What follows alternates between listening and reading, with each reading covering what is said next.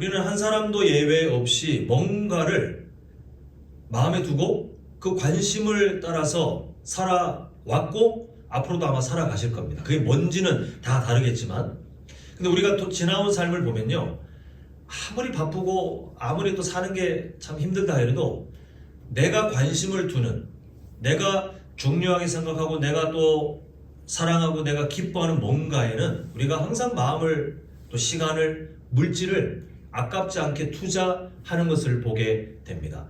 결국 한 사람이 무엇에 가장 많은 관심을 두고 있는지를 보면요, 그 사람의 가치관이 다 드러나요.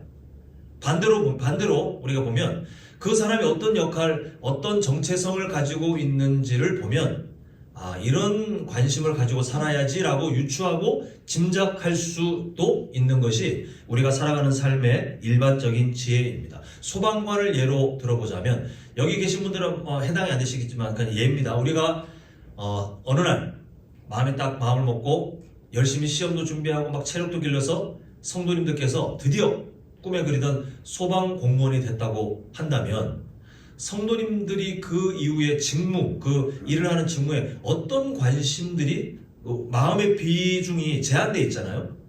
성도님들의 시간, 또 마음, 이런 관심들이 어디를 많이 향하는 것이 정상일까요?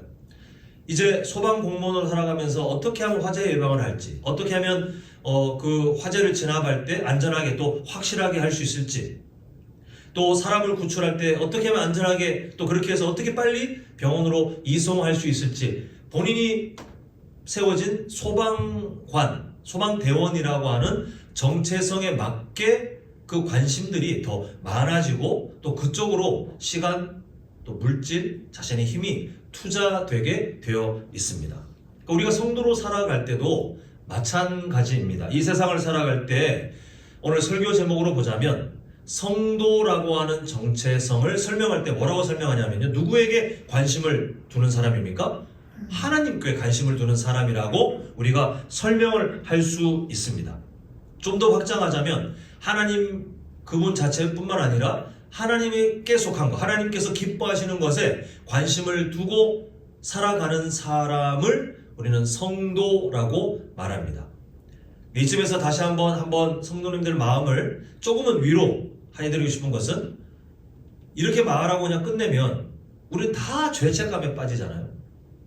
오늘 하루만 봐도 우리의 24시간에 과연 하나님께, 또 하나님과 관련된, 아니면 하나님께서 기뻐하시는 것들에 우리의 시간이 과연 몇 %나 투자되었는가. 저도 되게 부끄럽습니다. 오늘 수요 저녁 예배 앞두고 이제 막 설교 준비하는 시간은 당연히 해야 되는 일이니까 빼고, 나머지 시간들에 과연 하나님께 관심을 두고 하나님께서 기뻐하시는 것에 관심을 두었던가, 저도 죄책감이 생길 그런 문제입니다.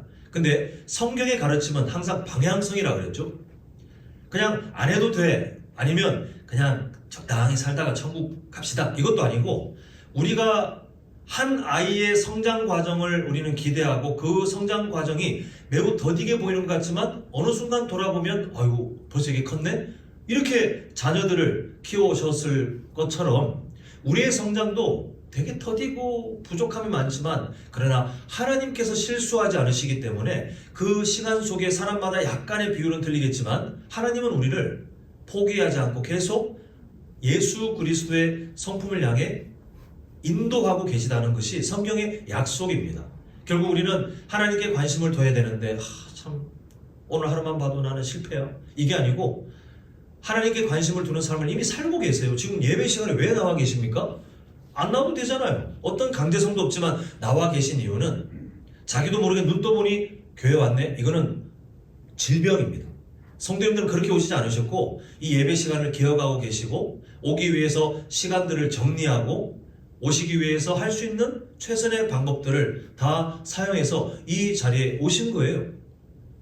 하나님께 관심을 뒀고 하나님께서 기뻐하시는 것을 알았기 때문에 그런 선택을 하셨습니다.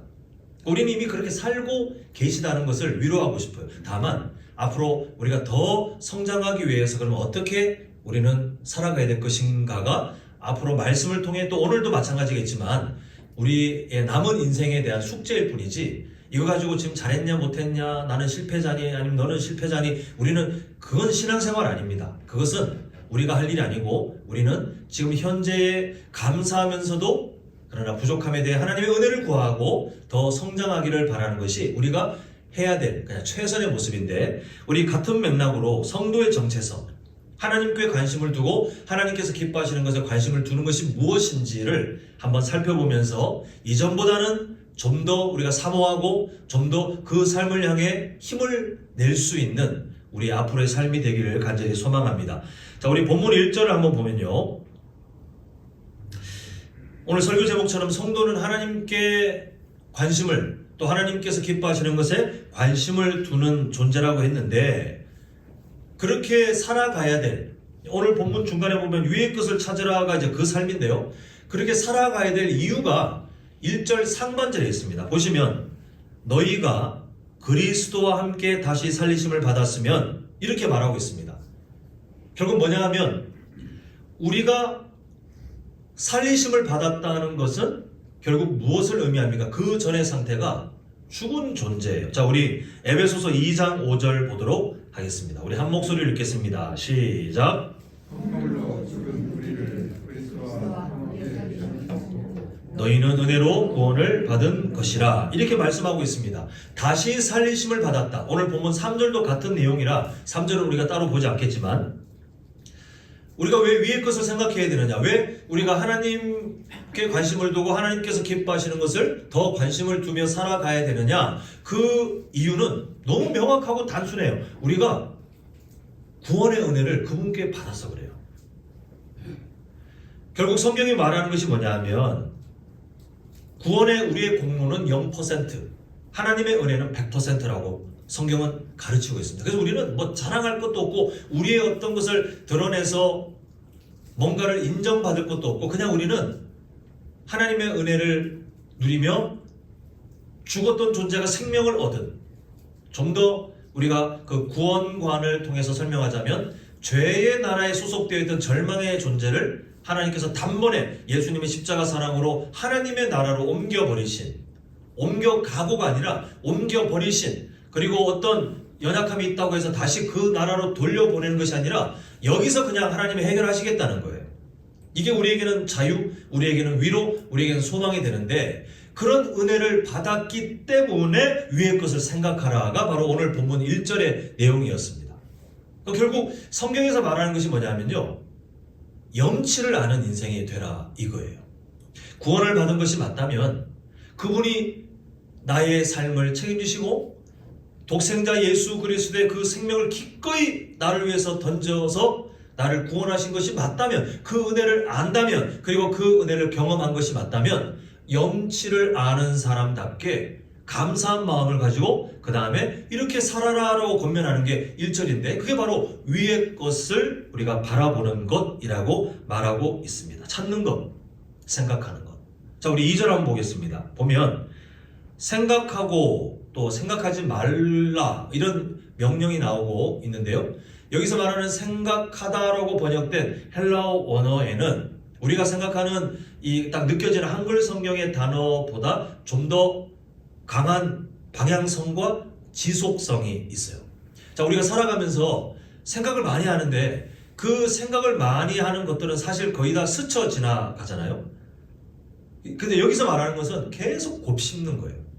지속적으로. 그리고 뚜렷한 방향을 가지고, 그냥 우리 생각을 보면 꼬리에 꼬리를 물고 막 생각이, 우리 뇌가 가만히 있지는 않아서 그냥 가만히 있으면 시계가 뒤에 붙어 있거든요. 성도님들은 항상 이제 뒤에서 잘 못 보시겠지만 시계를 가만히 보면서 내가 시계만 계속 집중할 수 있느냐? 인간은 그렇지 못합니다. 시계를 생각하는 순간, 어느 순간 저의 생각은 꼬리에 꼬리를 물고 다른 곳으로 막 흘러가서 순식간에 다른 쪽으로 생각이 흘러가는데, 이거는 스쳐 지나가 버려요.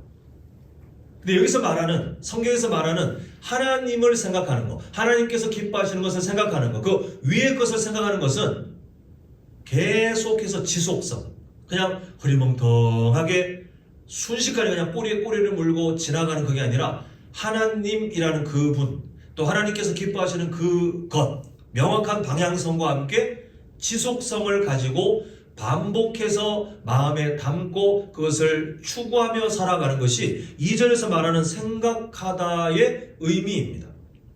결국 우리는 이런 삶을 통해서 이 세상에 사는 사람을 두 부류로 나눌 수 있는데요. 첫 번째는 위의 것을 생각하는, 그러니까 하나님께 관심을 두고 하나님께서 기뻐하시는 것에 관심을 두는 성도들이 있고, 이 세상에 나머지는 땅의 것, 하나님께서 안 기뻐하시는 것들, 하나님 대신 다른 우상 숭배에 빠져 있는 그런 사람들, 이 두 부류가 섞여 살고 있는 것이 이 세상이라 이렇게 볼 수 있습니다. 우리는 어디에 속해 있냐 하면 질문도 던질 필요가 없을 정도로 너무 분명해요. 우리는 첫 번째 부류, 예수님의 십자가 사랑을 통하여 우리는 하나님께 관심을 두고, 그리고 하나님께서 기뻐하시는 것에 관심을 두되, 아까 말씀드린 생각하의 의미처럼 명확한 방향성을 가지고 지속적으로 그것을 유지하도록 부름받은, 잘하고 있느냐 못하고 있느냐, 잘 못하니까 너는 아직 성도가 아니야가 아니라 성도라고 타이틀을 던져놓고 하나님께서는 그렇게 살아가라 라고 우리를 이끌고 가시는 것이 현재 우리가 살아가고 있는 성도의 정체성입니다. 이제 우리는 이 삶을 선택할 겁니까? 선택 안 할 겁니까? 이런 질문도 무의미해요. 하나님이 이렇게 살게 하시려고 예수님의 십자가 그 보혈을 우리에게 뿌려주셨거든요. 그러니까 우리가 선택하겠습니다, 안 하겠습니다 라는 대화를 할 필요도 없고, 구원받은 사람은 내가 위의 것을 생각할게요, 땅의 것을 생각할게요, 이런 선택 자체를 하지 않습니다. 그냥 마땅히 염치를 아는 사람답게 하나님께서 나를 구원하셨는데 그러면 하나님을 더 생각해야 되는데, 내가 하나님께서 기뻐하시는 것을 더 해야 되는데. 아마 이 자리에 계신 성도님들은 제가 만약 내려가서 질문을 던졌을 때, 예를 들면 성도님 지금도 열심히 살고 계시겠지만 앞으로 더 말씀 읽으셔야죠. 그때 성도님들의 마음에 어떤 마음이 드시겠습니까? 지금도 내가 충분히 읽고 있는데. 아니요, 구원받은 사람은 이런 생각하지 않아요. 구원받은 사람은 지금 내가 더 힘을 다해 하나님 말씀 읽지 못한다는 것이 죄송하지만, 근데 마음은 그 방향성을 아는 거예요. 맞습니다. 제가 더 읽어야 되는데, 제가 그게 맞다고 생각하는데 앞으로 더 노력해야 되겠습니다. 이렇게 그 방향성, 하나님께 관심을 두고 하나님께서 기뻐하시는 것에 관심을 두는 사람으로 이미 살고 계시는데요. 오늘 우리는 이런 삶이 도대체 어떤 것인지 크게 세 가지 정도만 정리를 한번 해볼까 합니다. 자, 첫 번째로 볼 것은, 성도는요, 가치 기준이 다른 인생을 살고 있다는 것입니다. 이미 오늘 본문이 그러합니다만, 위의 것을 생각하느냐 땅의 것을 생각하느냐는 가치 기준, 다른 말로 하면 그 삶에 뭘 중요하게 생각하는지 우선순위가 너무 달라요. 땅의 것을 생각하는 사람이 위의 것도 생각한다, 위의 것을 생각하는 사람이 땅의 것도 생각한다. 이건 마치 제가 하늘을 보면서 땅을 볼 수 있다는 말, 아니면 땅을 보면서 하늘을 동시에 볼 수 있다는, 이게 말도 안 되는 말과 같아요. 위의 것을 생각하면 자연스레 땅의 것은 소홀해지게 되어 있습니다. 땅의 것을 추구하면 자연스레 위의 것에는 소홀해지게 되어 있습니다. 사람은 중요하게 생각하는 그 가치 기준이 명확한데 그것을 따라 살아가거든요. 근데 예수님을 믿게 되었다는 것은 이 가치 기준이 완전히 달라졌다는 것을 의미합니다. 자, 우리 함께 빌립보서 3장 8절을 보도록 하겠습니다. 사도 바울의 고백이죠. 또한 모든 것을 해로 여기면 내 주 그리스도 예수를 아는 지식이 가장 고상하기 때문이라. 그 다음에 이렇게 됐습니다. 내가 그를 위하여 모든 것을 잃어버리고 배설물로 여기면 그리스도를 얻고. 이렇게 신앙의 고백을 하고 있는데, 사도 바울은, 예수님 믿기 전 사도 바울은요, 자기 스스로도 그리고 주변 사람들도 정말 하나님을 사랑하는 사람이라고 생각했어요. 자기는 정말 하나님 앞에 올바르게 살려고 노력했던 사람이라고 생각했습니다. 그런데 알고 보니 세속적인 기준이 가득했던 사람이었어요. 자기는 열심히 하나님 앞에 충성하고 하나님의 말씀을 따라 산다고 생각했지만, 알고 보니 자기의 학력, 자기의 명예, 자기의 종교심, 자기의 어떤 열심, 그리고 자기의 만족, 이런 것들 있잖아요. 세속적인 것들이 다 이 사람의 인생의 가치 판단 중에 우선순위였습니다. 예수님 믿기 전 사도 바울은 거기에 이끌려서 결국은 교회를 핍박하고 성도들 죽이는 일에 앞장서고, 하나님께서 하신 일을 그렇게도 성경을 깊이 연구했던 머리도 좋고 공부도 많이 한 사람인데 오히려 성경 속에 약속된 구원자 예수님을 전혀 발견하지 못하는 어리석은 인생이었어요.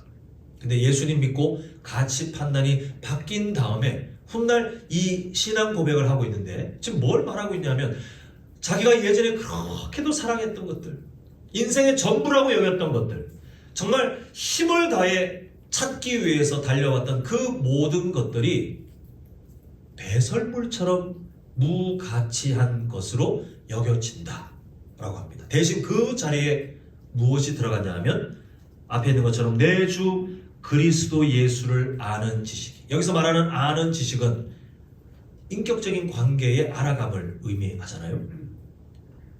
결국 오늘 설교의 주제처럼 예수님 믿기 전 사도 바울은 그걸 경험하지 못했는데 예수님 믿고 나서 성도라고 하는 정체성을 부여받고 하나님이 그렇게 해서 성장시키니까 이 사도 바울이 뭘 깨달았냐 하면 하나님께 관심을 두고 사는 것이 얼마나 소중한지. 참으로 세상에서 그 사람들의 존경 또 어떤 유명세 아니면 세상에 마음만 먹으면 뭔가 돈을 많이 벌 수도 있는 사람들 많이 거느릴 수 있는 모든 조건들이 있었음에도 그걸 다 포기하고 복음을 위해 가장 낮은 예수님처럼 그렇게 낮은 자리로 갔던 사도 바울의 삶은 그냥 죽지 못해 살지요 뭐. 이 세상에 무슨 낙이 있습니까? 천국 가야지요. 이렇게 세상을 부정하고 그냥 고통 속에 살아갔던 삶이 아니라 이 세상 속에 있지만 천국에서 누리게 될 기쁨을 미리 당겨 마치 대출받는 것처럼 미리 당겨서 이 땅에서도 그리스도 예수를 알아가는 지식의 그 고상함 속에 행복을 누리고 기쁨을 누리고 사랑을 소망을 누리며 그렇게 신앙 고백을 이 시간 우리가 읽고 있는 이 본문 말씀을 통해서 남겨놓은 것을 보게 됩니다. 사랑하는 성도 여러분, 예수님 믿게 된 것은 아까도 말씀드렸지만 가치 판단 기준이 완전히 바뀌는 거.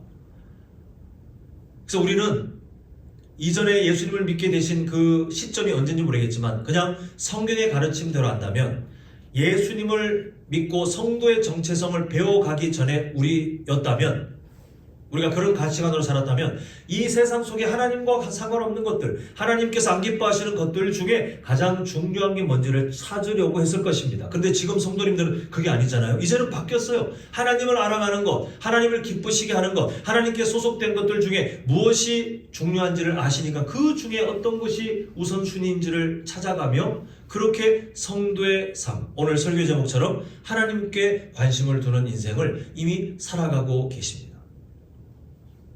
그 스스로에 대한 정의를 잘 내리셨으면 좋겠어요. 성도는 어떤 사람인가? 우리가 지금 계속 연속해서 보고 있잖아요. 성도는 어떤 사람인가? 하나님께 관심을 두고 이 세상의 가치 판단 기준을 하나님 나라에 소속된 기준으로 하나님 마음에 연결되어 있는 그 우선순위를 따라 살아가려고 몸부림치는 사람. 바라기는 우리 모두가 그 아름다운 삶을 더욱더 배워가셔서 이 세상의 가치를 뛰어넘는 하나님 나라의 가치 또 하나님 그분만으로 행복과 기쁨을 이 세상에서 배우고 누리며 살아가는 우리 모두가 될 수 있기를 간절히 소망합니다. 자, 두 번째는요. 성도의 삶은 그 삶의 초점을 누구에게 맞추는 거예요? 하나님께 맞추는 것이 바로 하나님께 관심을 두는 삶이라고 합니다. 예전에 그 세계적인 성악가 조수미 씨 아마 아실 텐데요. 그 분이 방송에서 했던 얘기가 좀 인상 깊게 남아 있습니다.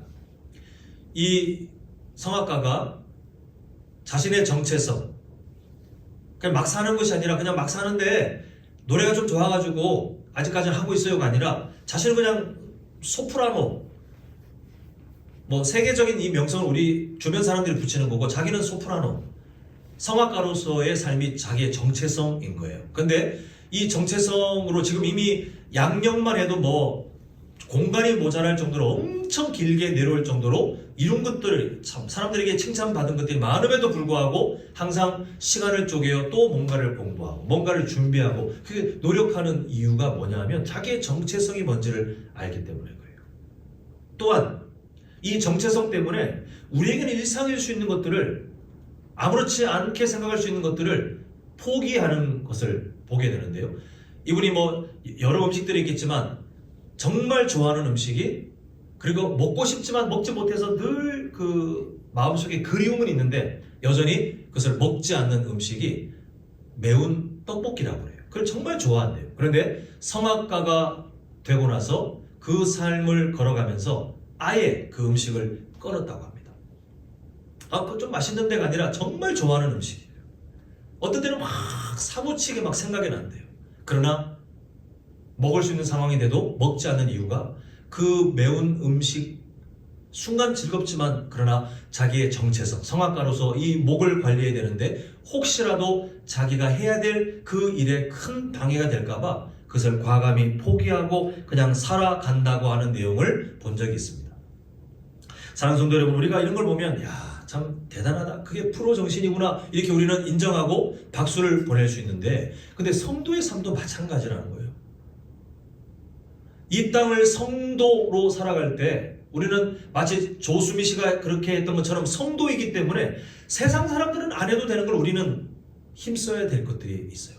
아까 전에 우리가 했던 기도 제목, 훈련 공동체, 안 해도 되지 않습니까? 그냥 편하게 교회 다니겠다고 결정해도 되고, 우리의 마음은 한없이 그렇게 성도의 정체성과 맞지 않게 성장을 거부하려고 하겠지만, 우리는 성도이기 때문에 훈련의 기회들을 놓치지 않으려고 하고, 그리고 성도님들께서 항상 주일마다 앞에 그 목사로, 설교자로, 강사로 설 때가 있을 때 참 많은 위로가 됩니다. 성도님들의 그 열심, 최선을 다해 자리에 임하시는 그 마음들이 참 위로가 되는데, 그런 마음들이 왜 그렇게 나오실까요? 이미 성도님들께서 저는 아직 연약합니다라고 겸손하게 말씀하시겠지만, 그 방향성은 이미 성도로 잘 살기 위해서 세상 사람들은 하지도 않을 일을 함께 말씀을 연구하고, 기도를 연구하고, 또 뭔가를 하고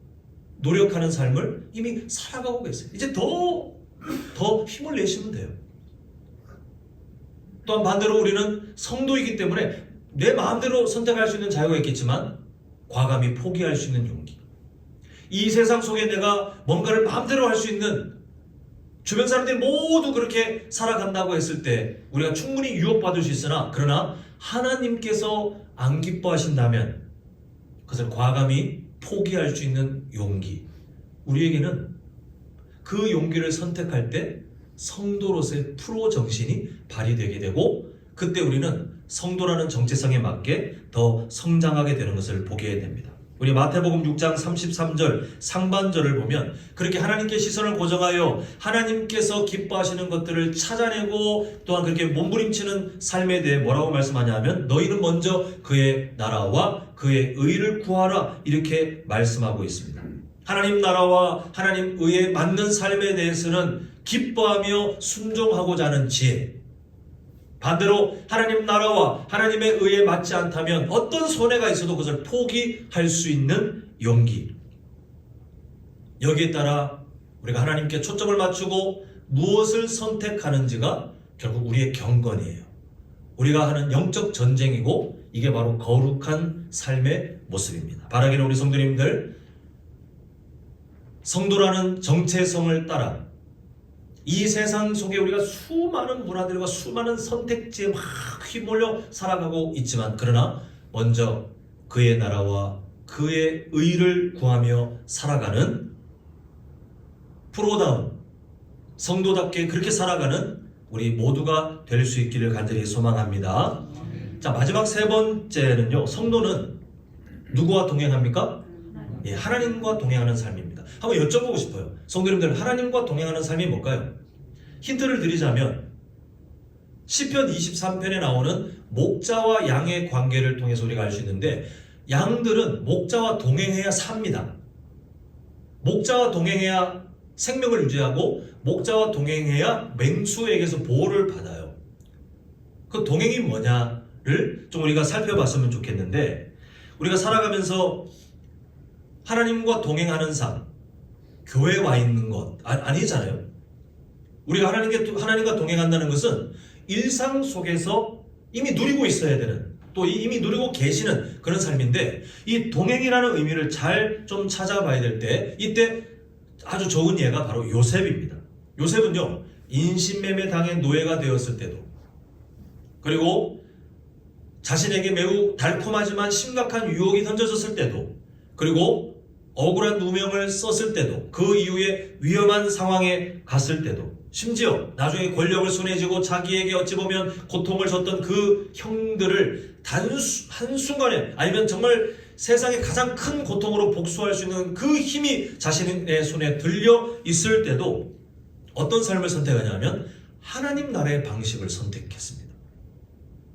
근데 성경은 그렇게 살아가는 요셉에 대해 이렇게 표현해요. 창세기 39장 2절입니다. 여호와께서 요셉과 함께 하심으로.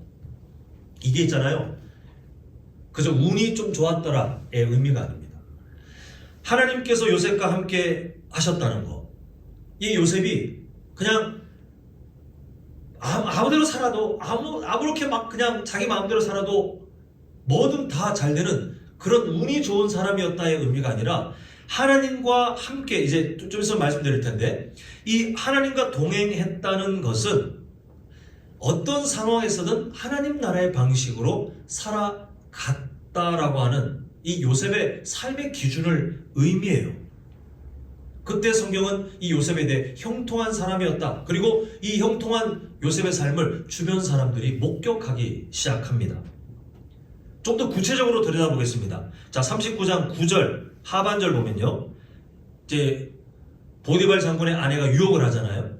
거기에 응하는 것이 당시의 노예들의 의무입니다. 이게 지금 우리가 도덕적으로, 이 시대 도덕적으로 보면 당연히 안 한다 그래야지. 근데 이 시대는요, 안 한다 그러는 게 오히려 목숨을 내놓는 일이에요. 뭐 계산기를 두드려가지고 내가 지금 이 여자 주인하고 적절히 친밀한 관계를 맺으면 내가 그게 아니라, 그때 당시에 주인과 노예 너무 명확하기 때문에 거부하는 것 자체가 사실은 불가능해요. 그런데 뭐라고 합니까? 내가 어찌 이 큰 악을 행하여 하나님께 죄를 지으리까. 자기에게 불이익이 있을 것이 너무 분명했지만, 이 요셉이 마음속에 두고 있는 방향이 뭐냐면 하나님을 경외하는 삶이었습니다. 지금 자기의 삶은 참 어찌 보면 비루하게 짝이 없고, 뭐 잘못한 게 뚜렷이 없는 것 같은데 너무나도 지금 힘든 쪽으로 내몰려 있잖아요. 그럼에도 그런 상황 속에서도 하나님 나라의 방식, 하나님을 경외하는 삶, 그래서 하나님께서 기뻐하시는 삶을 순종하고는 오히려 손해를 당하는 것을 보게 됩니다. 그런데 성경은 하나님께서 함께 계셨다, 하나님께서 동행하셨다, 이렇게 말하고 있습니다. 아까 전에 시편 23편 말씀을 드렸잖아요. 하나님과 동행한다는 것은 목자가 걸어갈 때 양이 목자와 동행하는 것인데, 목자가 아무것도 안 하고 가는 것이 아니라 양을 계속 인도합니다. 근데 그때 동행이 뭐냐면 그 인도하는 자리에 가 있어야 돼요. 멈추라고 하면 멈추고, 그리고 먹을 상황이 됐을 때 먹으라고 하면 그때는 마시고 먹고, 그리고 이제는 쉬자라고 하면 쉬어야 되고, 그게 바로 목자와 동행하는 양의 모습이에요. 우리도 마찬가지예요. 우리가 하나님과 동행한다는 것은 다른 세상의 어떤 종교처럼 괜찮은 수호신 하나 데리고, 이건 뭐 성경적인 개념은 아니지만요, 수호신 하나 데리고 내가 뭐 인생길 걸어가다가 좀 힘든 일 있을 때 하나님 빨리 불러가지고 뭔가, 이게 하나님과 동행하는 게 아니고, 하나님과 동행한다는 것은 그분이 기뻐하시는 삶, 그분이 나에게 하신 말씀에 내가 가 있는 거예요. 그게 동행의 기본 원리입니다. 그때 우리는 하나님께서 주시는 형통, 하나님께서 우리에게 주시는 그 약속들을 우리가 누리며 살아가게 됩니다. 정리하면 하나님과의 동행은요, 결국 하나님의 통치에 대한 우리의 태도인데, 나의 모든 삶이 하나님의 말씀에 대해 순종이라고 하는 그 선택을 통해서 그분이 하시는 말씀에 적극적으로 따라가는 것이 하나님과의 동행을 정의 내리는 성경적인 의미가 됩니다. 바라는 우리 성도님들, 성도라는 사람들은 이 세상을 살고 있지만 목자의 음성이 누군지를 명확히 아는 사람들이잖아요. 성도라는 정체성은 하나님께 관심을 두면서 그 목자이신 하나님이 자 가자 그럼 가는 거예요. 그 목자이신 하나님이 자 여기서 잠시 쉬자 그러면 내 발걸음이 그분과 함께 쉬는 거예요. 그 목자이신 하나님이 자 어쩔 수 없이 지금은 사망의 음침한 골짜기를 꼭 지나가야 돼. 그러면 나는 두렵지만 나와 함께 계신 하나님과 함께 그 사망의 음침한 골짜기를 그러나 하나님 나라의 방식을 따라 살아가는 것이 동행인데 그때 우리는 하나님께서 주시는 좋은 것들을 우리 삶에 실제로 경험하게 되어 있습니다. 우리 성도님들 지금까지 그렇게 살아오셨겠지만 하나님께 관심을 두는 지혜로운 성도답게 더욱더 자라가셔서 앞으로 하나님의 말씀이 우리에게 주어지는 자리마다 순종함을 통하여 내가 하나님과 동행하고 있는 삶이 무엇인지 과거 이스라엘 백성들이 낮에는 구름 기둥 밤에는 불 기둥이 가면 가고 멈추면 멈춰야 했던 그게 가장 안전했던 삶인 것처럼 우리 역시 하나님의 말씀을 등불 삼아 그 말씀을 통하여 하나님께 관심을 두고 그 성도의 삶을 살아감을 통해 하나님이 약속하신 복된 것들을 우리 삶에서 넉넉히 누리며 살아가시는 우리 모두가 되시기를 간절히 소망합니다.